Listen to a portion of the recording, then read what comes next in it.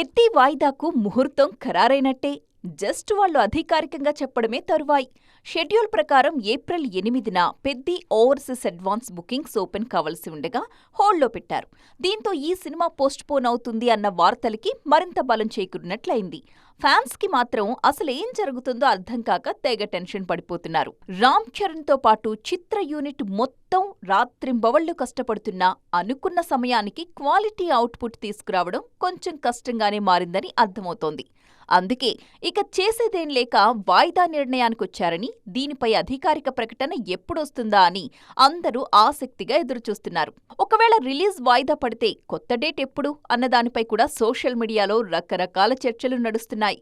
ప్రస్తుతం వినిపిస్తున్న టాక్ ప్రకారం జూన్ 25న పెద్దిని ప్రేక్షకుల ముందుకు తీసుకురావాలని మేకర్స్ భావిస్తున్నారు. మరి ఈ డేట్ కూడా మైత్రి మూవీ మేకర్స్ చేతుల్లోనే ఉంది. ఇదే డేట్ని ఎన్టీఆర్, నీల్ కోసం లాక్ చేశారు వాళ్ళు. ఇక్కడ అసలైన ట్విస్ట్ ఏంటో తెలుసా? పెద్దీతో పోటీ దేనికని అఖిల్ అక్కినేని లెనిన్ సినిమా మే 1 నుంచి జూన్ 26కు వాయిదా వేసుకున్నారు. కానీ పెద్ది సినిమా మళ్లీ వెళ్లి లెనిన్ కొక్కరోజు ముందు అంటే జూన్ 25నే రాబోతోంది.